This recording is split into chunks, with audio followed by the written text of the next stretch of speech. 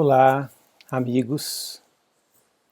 É com muita alegria que, mais uma vez, estamos aqui, podendo dividir com todos mais algumas reflexões acerca destes temas sempre oportunos que a doutrina espírita nos traz. Agradeço a oportunidade que a Sociedade Espírita Mensageiros da Paz nos traz de nos reunirmos em nome de Jesus, em nome do Espiritismo, em nome da paz, para que possamos iniciar os trabalhos nesta oportunidade. Convido todos a orarmos. Amigo Jesus, neste momento em que reunimos-nos em Teu nome, lembramos que nos havia dito que estaria conosco, quando dois ou mais estivéssemos verdadeiramente unidos de coração em Teu nome. Lembramos da Tua promessa, ficamos felizes em saber que estás conosco, que os Teus trabalhadores desvelados estão ao nosso lado em todos os momentos, que as equipes espirituais acompanham o planeta, principalmente nestes momentos tão delicados pelos quais passamos. Ficamos felizes em saber que estão conosco, aqui com nossas famílias, que estão ouvindo as nossas dores, que estão escutando os nossos lamentos, que participam das nossas alegrias, que assim como amigos desvelados querem o nosso bem. Por isso agradecemos sempre. E junto ao nosso agradecimento, vai o nosso reconhecimento desta grandeza que é o universo e as suas leis. O reconhecimento de fazer parte de algo tão grande, com o qual vamos nos identificando cada dia mais. Obrigado, Pai. Obrigado, amigos, pela oportunidade de conhecer esta mensagem, pela oportunidade de aqui estarmos. Permanece conosco em mais este momento, nos dando as boas intuições, nos mostrando os caminhos, nos fazendo entender que cada lição que ouvimos serve a nós em primeiro lugar. Que assim seja.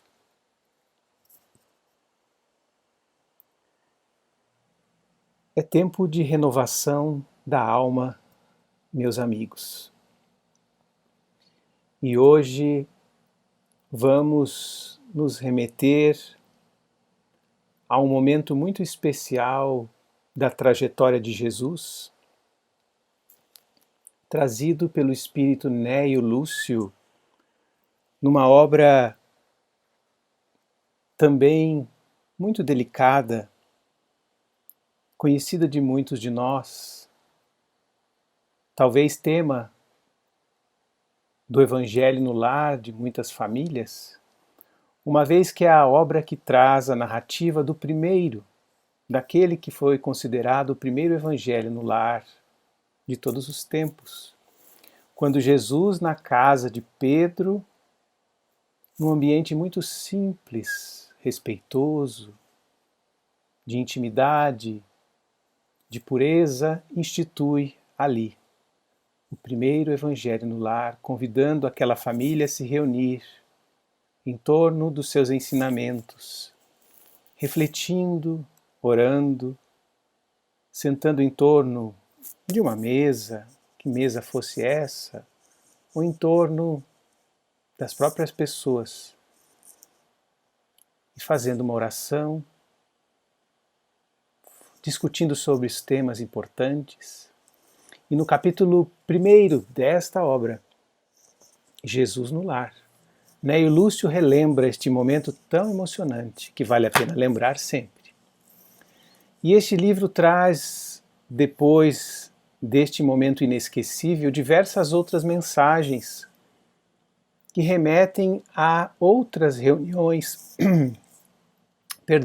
a outras reuniões na casa de Pedro, que se deram ali naquele mesmo lugar.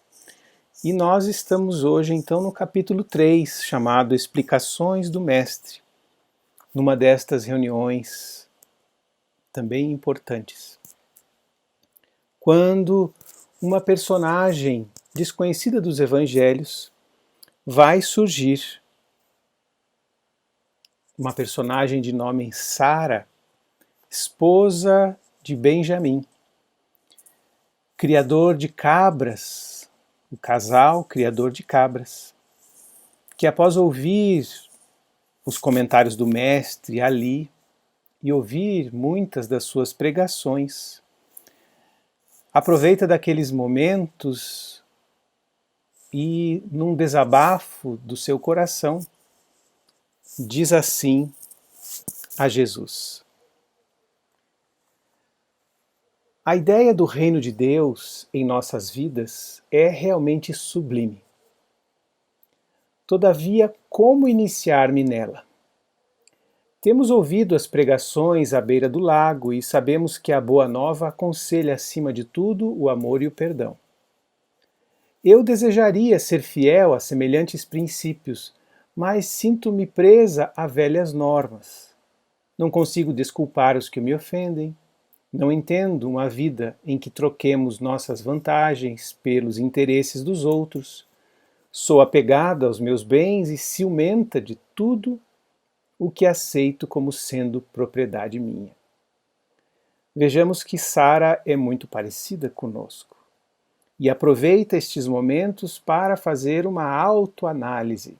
Ela se desvela a Jesus naquele momento, dizendo assim que o que Jesus estava apresentando ali nas suas pregações, a ideia do reino de Deus, é sublime, era sublime, ela estava encantada com aquilo, que ela tinha ouvido as diversas pregações à beira do lago e que havia entendido, pelo menos racionalmente, a essência da mensagem. E ela queria ser fiel àqueles princípios, mas ali ela encontrava dentro dela a prisão às velhas normas. Olha aí o espírito velho, né? Encontrando as suas restrições. Não conseguia desculpar os que a ofendiam. Não entendia essa vida em que ela trocaria as vantagens pelos interesses dos outros, isso é, uma vida em que você tem que colocar o outro em primeiro lugar. Ela ainda era apegada aos bens e ciumenta de tudo o que ela aceitava como propriedade dela, isso é, o que eu conquistei é meu. Essa ideia do apego ainda. Então Sara apresenta ali um coração muito parecido com a grande maioria de nós. E após abrir esses seus sentimentos naquele ambiente tão saudável, frequentado por muitas pessoas, estamos na casa de Pedro, e ali estava Pedro, esposa e muitos outros. Num primeiro momento, quem se pronuncia é o dono da casa. E Pedro vai dizer assim: para isso é indispensável boa vontade. E Pedro é quem dá a Sara o primeiro conselho, dizendo que para ela colocar em prática tudo aquilo que Jesus estava propondo, ela precisaria de boa vontade. E num segundo momento, a dona da casa, a esposa de Pedro, que não é nominada nem aqui nem nos evangelhos, vai propor o seguinte: com a fé em nosso Pai Celestial, atravessaremos os tropeços mais duros. Então a esposa de Pedro apresenta o segundo elemento, o segundo conselho à amiga, que ela precisaria de fé para atravessar os tropeços mais duros. Os dois dizendo isso, permaneceu então depois um silêncio, porque todos aguardavam, é claro, ansiosos, o pronunciamento do Senhor, que deixava sempre que todos se pronunciassem, que todos debatessem, que as ideias circulassem no ar antes dele mesmo se pronunciar. E eu fico até imaginando Jesus ouvindo tudo isso, ouvindo os corações. Importante a gente ouvir, né, a escutatória do mestre, deixar todo mundo colocar para fora primeiro. E ele, nesse momento, todo estava ali, acho que concatenando, né? Como o grande educador iria trabalhar tudo isso com aquelas pessoas. E ele espera, espera em silêncio, e então ele fala. E aqui começa a grande lição que nós gostaríamos de trazer. Ele pergunta assim para ela: Sara, qual é o serviço fundamental da tua casa? Vejamos que ele vai aproximar e adaptar a lição à realidade dela, da vida dela. Qual é o serviço fundamental da tua casa? É a criação de cabras, respondeu a interpelada, curiosa. E como você procede para conservar o leite inalterado e puro no benefício doméstico? Como é que você faz para conservar o leite sem alteração nenhuma e puro para que você possa usar em casa? Senhor, antes de qualquer providência, é imprescindível lavar cautelosamente o vaso em que ele será depositado. Se qualquer detrito ficar na ânfora dentro do vaso, em breve todo o leite se toca de fraco ou de franco azedume e já não servirá para os serviços mais delicados. Perdão, havíamos esse slide aqui com a fala de Sara. Então a resposta de Sara, e na resposta de Sara começa o ponto onde Jesus quer chegar. Senhor, antes de qualquer providência, ele pergunta para ela, como é que você faz para deixar o leite inalterado e puro para você poder usar em casa? Antes de qualquer providência, é imprescindível lavar cautelosamente o vaso. Vocês estão vendo que a gente está usando a imagem do vaso desde o começo. Não é por acaso. O vaso em que ele será depositado. Se qualquer detrito ficar na ânfora, em breve todo o leite se toca de franco azedume e já não servirá para os serviços mais delicados. Olha só que interessante. Jesus buscando algo na realidade daquelas pessoas para trazer a lição. Ali o grande educador, o maior educador de todos os tempos, como é que ele encontra a forma de trazer a lição para aquelas pessoas. Pois então Jesus sorriu calmamente e explanou. Assim é a revelação celeste no coração humano. Se não purificamos o vaso da alma, o conhecimento, não obstante superior, se confunde com as sujidades de nosso íntimo, como que se degenerando, reduzindo a proporção dos bens que poderíamos colher, ou melhor, recolher. Olha só a primeira parte da lição aparecendo aqui. Então, o que ele está querendo dizer aí?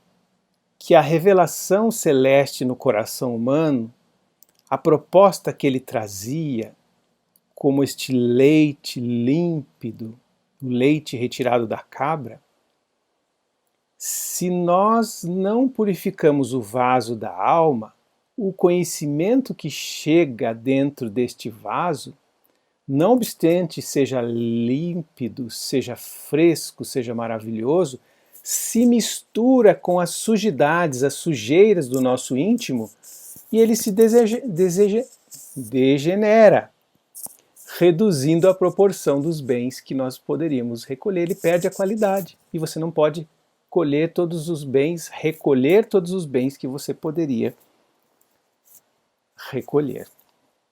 Então, vejam que interessante. O conhecimento se confunde com as sujidades do nosso íntimo. E ele continua a lição. Agora, dando o contexto do momento histórico em que eles viviam. Em verdade, Moisés e os profetas, falava ele da primeira revelação, né, que eles já haviam vivido, foram valorosos portadores de mensagens divinas.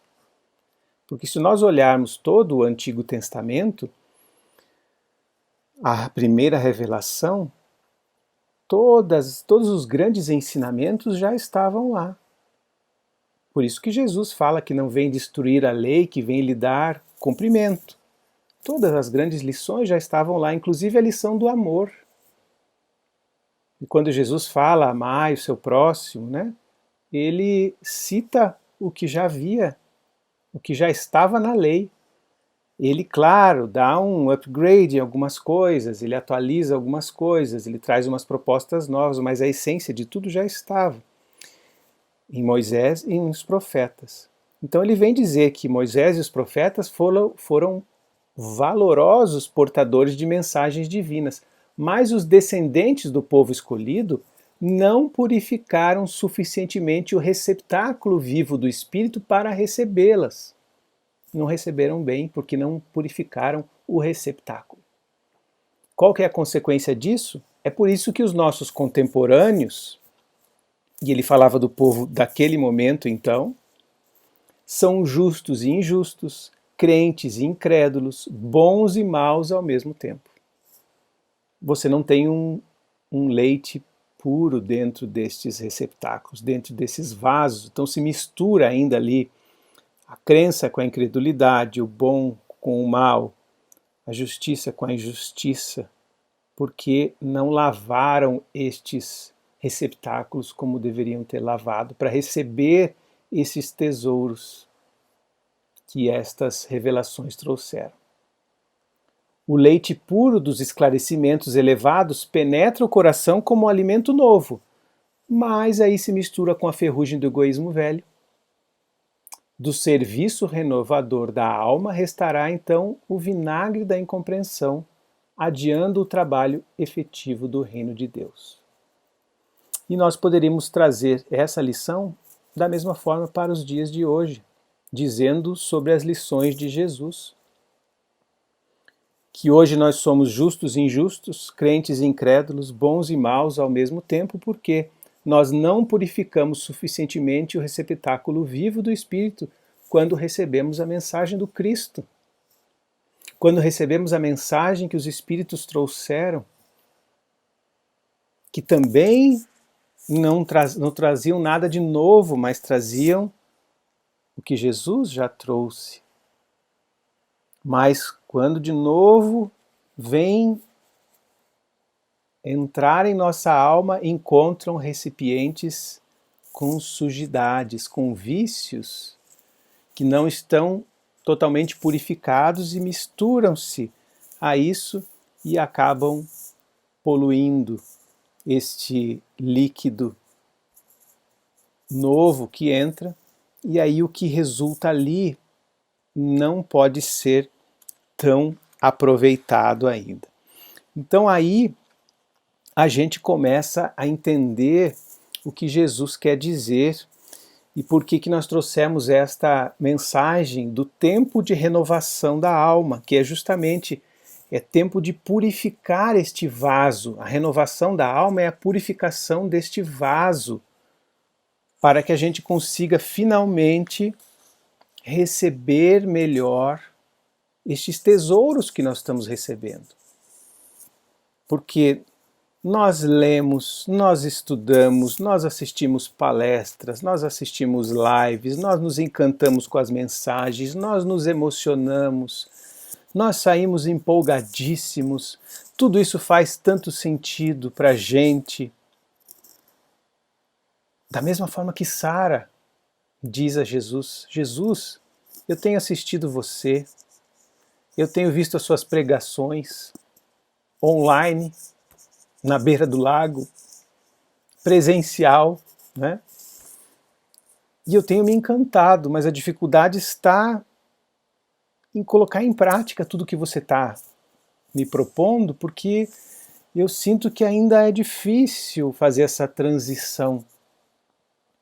Por que tudo isso é tão difícil? E ele responde por isso, porque nós não purificamos suficientemente esse vaso da alma. E aí nós vamos trabalhar essa ideia de purificar. O que a gente precisa fazer para purificar? E um dos mecanismos que as leis divinas se utilizam para proporcionar para nós essa purificação se chama reencarnação. Não é à toa que a reencarnação é uma das leis do universo, porque ela é o maior mecanismo de lavar o nosso vaso, lavar a nossa alma de tempos em tempos. Porque cada vez que você retorna a uma encarnação, cada vez que você retorna a uma vida corporal, você é meio que lavado pela reencarnação. Você recebe uma pintura nova exterior neste vaso, convidando a você pensar num vaso novo, convidando você a se renovar. Vejamos, a gente recebe um corpo novo, um nome novo, muitas vezes uma nacionalidade nova, uma família diferente, um papel dentro daquela família, às vezes com as mesmas pessoas, mas um papel diferente dentro daquele meio, uma identidade nova, uma chance de trilhar caminhos diferentes, de você se desenvolver numa área diferente do que a que você desenvolveu na vida passada. Você vem com uma memória apagada, olha só que recurso fantástico, a tua memória é apagada, você vem como um bebezinho, você tem que começar tudo de novo. Então é a lei da reencarnação dizendo, olha, comece de novo, renovação, vida nova, esqueça o teu passado, escreva um novo capítulo, purifique a alma, comece de novo, comece vida nova. Não tem muita gente que tem vontade de fazer isso durante a vida, que tem vontade de apagar seu passado e ir para um outro país, mudar de nome, mudar de rosto e começar uma nova vida, uma nova identidade, e às vezes até acontece. Eu cito às vezes até aqueles chamados programas de proteção a testemunhas, que a gente vê às vezes em filme, mas existe na vida real, quando as pessoas são, por vezes, expostas ou são testemunhas de crimes, ou estão envolvidas em questões muito graves, envolvendo máfias, envolvendo questões em que elas correm risco de vida se continuarem vivendo no mesmo ambiente, na mesma cidade, no mesmo país que determinado grupo de pessoas, e daí elas recebem e fazem parte desse programa de proteção à testemunha, em que ela e às vezes a família recebe esse auxílio para que eles sejam deslocados para uma outra cidade, um outro estado, às vezes um outro país, recebam novos nomes, um novo endereço. Às vezes, se é a pessoa sozinha, ela até recebe algum tipo de ajuda para mudar as feições, né? Então, se tinha barba, tira a barba, se não tinha óculos, põe óculos, para que seja mais irreconhecível possível, para que ninguém identifique, porque a pessoa corre risco de vida. Então ela começa uma nova vida, recebe um novo passaporte, um outro nome, para que ninguém saiba onde ela está, para que ela comece tudo de novo. Pois então, Deus, a reencarnação, faz isso conosco sempre.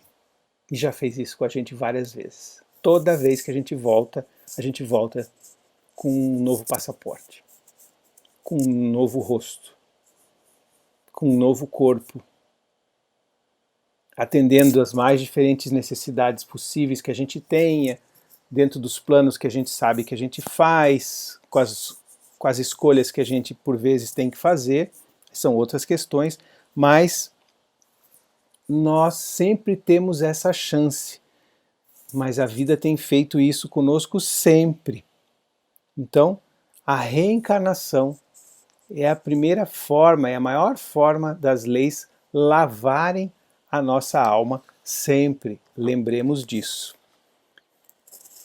E, por fim, dentro ainda desta lição e dessa conversa de Jesus ali na casa de Pedro, ele termina a lição de uma forma muito carinhosa, né? E o Lúcio narra que Jesus se aproxima de Sara e acaricia o cabelo dela com muito carinho, e daí diz assim de forma muito poética para ela: o orvalho num lírio alvo é diamante celeste, mas na poeira da estrada é gota lamacenta. Não te esqueças desta verdade simples e clara da natureza. O que ele está dizendo? Que o orvalho, essa gota ali, né, que está ali na imagem, num lírio alvo, ele parece um diamante, né? Porque o lírio é branquinho, a pétala da flor é branquinha, então ele em cima da pétala, ele parece um diamante. O orvalho é essa água, essa gotinha de água transparente. Mas essa mesma gota em cima da poeira da estrada, ela vira uma gota de lama. Então, justamente, como que nós estamos recebendo todos estes benefícios que nós temos recebido, as lições, as oportunidades, os exemplos do Cristo, o tesouro da doutrina espírita, estamos recebendo como um lírio ou como a lama, ou como a poeira, ou uma estrada poeirenta. Se eu recebo como uma estrada poeirenta, isso vira lama e eu não aproveito. Mas se eu recebo como um lírio alvo, limpo, aquilo é um diamante, eu posso aproveitar o diamante. É uma verdade simples e clara da natureza. Jesus termina de forma poética e lindíssima dizendo isso para a personagem Sara. Mas aí pode vir a pergunta: tudo bem, entendi que eu tenho que purificar o vaso da alma, limpar o vaso da alma para que eu consiga receber melhor estes tesouros. Mas como fazer tudo isso? Daí entra outra grande amiga nossa que trabalha isso muito bem, que é o espírito Joana de Ângeles, uma alma iluminada, que conheceu Jesus nessa mesma época, quando era Joana de Cusa, esposa dedicada, espírito elevadíssimo desde aquela época. E lá em Momentos Enriquecedores, Joana vai dizer o seguinte, nos ajudando um pouco neste sentido. Como é que a gente se renova? Como se purifica o vaso? Não se alteram hábitos doentios, perniciosos, de um momento para o outro, com apenas a disposição, sem o correspondente esforço para consegui-lo. Então, primeira ideia, se eu quero alterar hábitos, eu tenho que entender que eu não altero de um momento para o outro. Então não vai ser amanhã que você vai alterar hábitos seculares seus, atitudes que você tem, pensamentos que você tem, formas de agir, que você já tem faz muito tempo. Não é semana que vem, não é mês que vem, não é de um momento para o outro, apenas com disposição e mais, sem o correspondente esforço para consegui-lo. Tem gente que não gosta de ler esta palavra ou de ouvir essa palavra, esforço. Mas sim, tudo precisa de esforço. Todas as grandes conquistas da nossa vida exigem esforço. Sem esforço nós não conseguimos nada de valor. Então, primeira coisa, para eu alterar hábitos, eu preciso de tempo e de esforço. A transformação interior para melhor que o conhecimento espírita propicia é precedida de um necessário despertar para a aceitação de novos e preciosos valores morais. Então eu desperto, aceito os valores morais que satisfazem e harmonizam a criatura. Então aquilo tem que fazer sentido em mim e eu tenho que aceitar. Desse modo, ao desejo de crescimento, eu quero crescer, deve aliar-se o esforço contínuo, olha aí a palavrinha de novo, esforço contínuo. Não adianta dizer, mas eu tentei aquilo 2, 3 semanas, eu tento lidar com a pessoa faz meses, faz anos. Esforço contínuo para espíritos imortais não é 1 mês, não é 10 meses, não é 10 anos. Nós temos que entender muitas vezes que esforço contínuo e tempo para as coisas, muitas vezes são anos, muitas vezes leva uma vida, mais do que uma vida. Então nós temos que entender isso, o tempo das coisas. Então esse esforço contínuo, muitas vezes, para a gente se livrar e mudar certos hábitos, resolver determinadas situações, vai levar uma vida toda. Às vezes a gente vem com determinada encarnação para resolver aquele ponto específico que a gente precisava, resolver aquele vício, né? Então, demora uma encarnação, algumas encarnações para a gente se desapegar de tal coisa, para a gente deixar para trás tal questão. Então, não são meses, às vezes não são anos, dependendo do tamanho do buraco em que a gente se enfiou. Então, deve aliar-se o esforço contínuo e o devotamento às ideias renovadoras, trabalhando-se, olha outra palavra que junto com o esforço tem que estar sempre, né? Trabalhando-se por entender as diretrizes que se lhe apresentam, experimentando e insistindo na sua implantação no mundo íntimo. Experimentando e insistindo na sua implantação no mundo íntimo. Insistência sempre. Não dá certo, eu continuo, eu não desisto de mim, eu sei que esse é o caminho e eu continuo. Sempre. Sem desistir. E ela continua dizendo que a vitória de qualquer tentame chega após a permanência na sua execução. Permanência. Permanecer durante um bom tempo. E esse bom tempo pode ser algumas vidas, alguns anos, algumas décadas. A gente tem que ter consciência disso. Então a vitória, às vezes, para conseguir paz num relacionamento, para que você consiga resolver determinada querela, resolver determinada encrenca interna, exige permanência na sua execução. E às vezes você só vai conseguir isso lá no final da vida, às vezes vai precisar de mais uma vida para isso. Então, nós não podemos achar e criar expectativas de colher frutos assim no outro dia. Né? Substitui, aqui ela começa a dar outras dicas importantes, substitui, mediante as informações libertadoras do Espiritismo, os velhos hábitos, um a um, adotando novo comportamento mental e depois vivencial, a fim de que a renovação se te faça contínua, incessante. A questão da mudança de hábito é uma questão muito interessante, porque nós temos que entender que hábito se troca. Não dá para você pegar um hábito e jogar no lixo e depois criar outro. Não funciona assim conosco. Hábito você troca um por outro. Então nós temos que entender, se eu tenho determinado vício, um hábito, um velho hábito, eu uso o meu tempo, eu faço determinado horário, executo tal tarefa, ou sempre fazia tal coisa, e eu quero fazer uma coisa diferente, eu tenho que trocar aquilo que eu fazia naquele mesmo horário por uma outra coisa melhor. Então eu tenho que trocar aquela atividade por outra atividade, eu tenho que trocar aquele pensamento negativo por outro pensamento, tenho que preencher aquele espaço de pensamento por outro pensamento. Então vou dar um exemplo prático, né? Se você é daquelas pessoas que se estressa facilmente no trânsito e não suporta determinados comportamentos no trânsito, e que é um momento em que você percebe que você se desequilibra, que você vibra mal para os outros, é um momento em que você tem que provocar bons pensamentos em você. Provocar.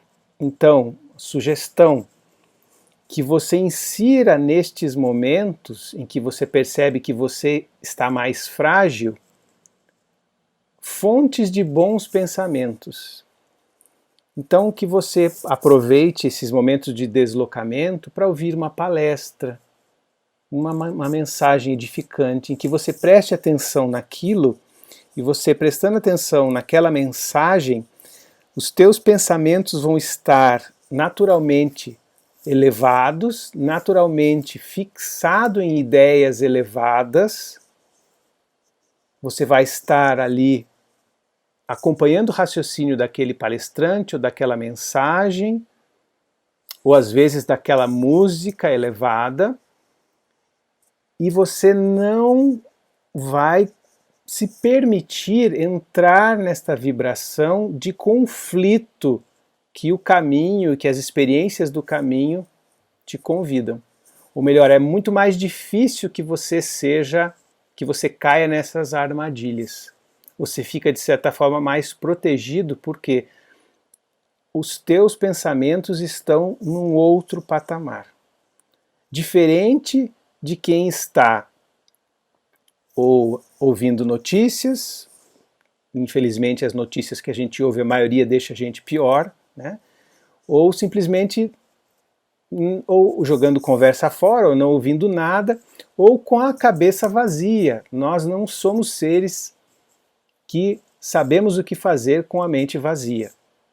Como os nossos antigos diziam, cabeça vazia, oficina do diabo. Justamente isso, nossa cabeça vazia nos permite facilmente sermos capturados por pensamentos negativos. Então, substituir pensamentos negativos ou substituir momentos de falta de pensamentos elevados por exercícios, atividades que conduzam o nosso pensamento à elevação. Então, aqui a sugestão, né, de ouvir as palestras, de ouvir uma boa música, de ler uma boa mensagem. Então, da mesma forma em que você se prepara para dormir lendo uma mensagem edificante, muito melhor você se preparar para dormir lendo um capítulo de uma obra e aquilo seja a última coisa que você leve antes de ir ao mundo espiritual, lembrando que o nosso desligar ali no sono é uma viagem ao mundo espiritual. Muito melhor você levar, né, com você uma mensagem do livro Jesus no Lar, que é o livro que a gente estava usando aqui, do que você levar uma discussão do seu programa de televisão, né, preferido, que fica fuçando a vida das pessoas, que fica espiando a vida das pessoas presas numa casa em que elas ficam se degladiando e falando umas das outras.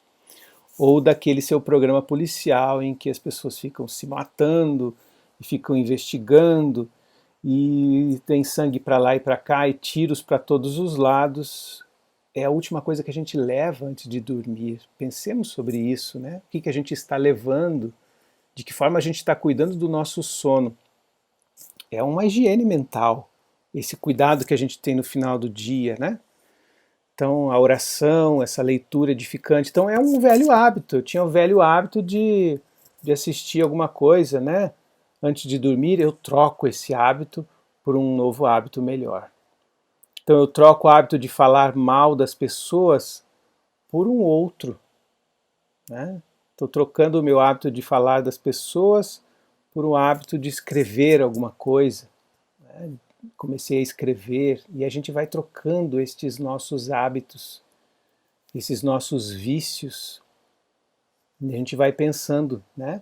Da mesma forma que quem tem vícios também físicos sabem que o tratamento às vezes está muito nisso, de trocar, né, um vício por um exercício físico, e dentro dos tratamentos existe muito disso, né? Naquele momento em que você sente vontade daquilo, você troca por uma outra coisa, que também te dá prazer, que também de alguma forma te compensa, e aí a gente vai mudando para melhor. Fixa-te no propósito de vencer os velhos condicionamentos e adota as propostas de ação positiva que te auxiliarão no crescimento íntimo. Liberta-te dos instrumentos frágeis da justificação, evitando as fugas psicológicas à realidade, à responsabilidade. Sempre justificativas, né? Que não consigo por causa disso, porque é culpa desse, porque não dá, porque eu já tentei, porque agora é a pandemia, agora é porque não tem como, porque agora são as crianças, agora é o fulano, e a gente não consegue e não consegue. E a gente vai levando as coisas dessa forma. Então, aí o convite de Joana de Ângeles, que termina nos dizendo assim: insiste na lapidação das arestas grosseiras da personalidade e adapta-te ao novo modo de entender e ser, incorporando à conduta as diretrizes espirituais. Dar-te-ás conta dos benefícios imediatos que advirão, das soluções aos problemas que surgirão, enfim, de que o empenho se coroa de êxito na razão direta do esforço encetado. Insista. Você vai ver que dos benefícios imediatos que virão, das soluções aos problemas que surgirão. E a gente percebe que essa mudança de hábitos, que essa lavagem do vaso da alma, né? Quando a gente purifica o vaso da alma, as soluções aos problemas começam a aparecer, você fica mais apto a receber as boas intuições da espiritualidade superior, você pensa melhor, você vibra melhor, as coisas funcionam melhor ao seu redor, você percebe que o universo conspira ao seu favor. Por que será? Porque você está numa outra esfera, você está numa outra vibração. Por mais que as coisas continuem em guerra ao seu redor, você passa por elas numa outra, vou usar uma gíria jovem de hoje em dia, numa outra vibe. Você está numa outra vibe, que é uma outra vibração. É justamente isso, de que o empenho se coroa de êxito na razão direta do esforço que você faz. Joana de Ângeles, sempre lúcida, sempre belíssima, lembrando-nos do que fazer para que a alma consiga essa lapidação que é diária, que exige que a gente dê comandos mentais diariamente, que a gente acorde de manhã e a gente se reprograme mentalmente. Hoje eu serei melhor, nada vai me tirar do eixo, né? Nada vai me tirar do meu equilíbrio no dia de hoje. Nada vai me tirar o foco dos meus objetivos. Eu sou feliz. Nada vai me tirar a gratidão pela minha vida. Tudo isso faz com que a gente consiga estar com este vaso mais límpido possível para que eu receba melhor tudo que o universo e a natureza me oferece diariamente. Vamos passar rapidamente por aqui para que a gente possa trazer a vocês um poema que vai encerrar as nossas reflexões nesta oportunidade. Um poema da nossa querida Cecília Meirelles, que não tem um título, mas que nós chamamos carinhosamente de Renova-te. Já que estamos falando de renovação da alma, um poema nos convida a essa renovação. Prestem atenção na delicadeza dela, da forma com que ela nos convida a essa renovação. Está aqui um pequeno vídeo que vai nos trazer a proposta da poetisa.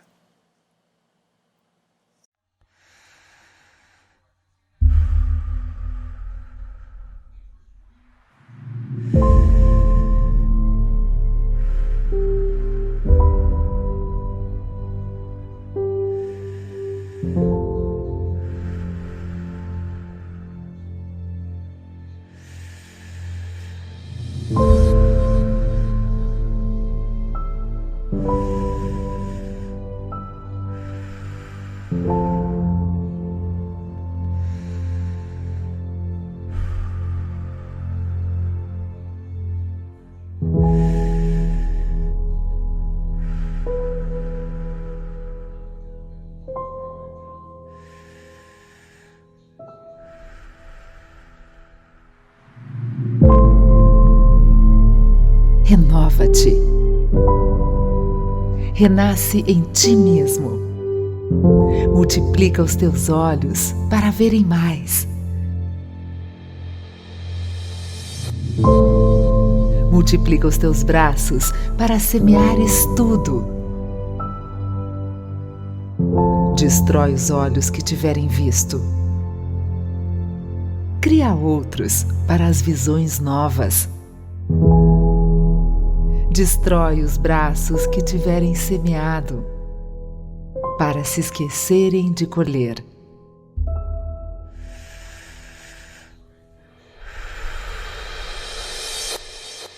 Sê sempre o mesmo, sempre outro, mas sempre alto, sempre longe e dentro de tudo.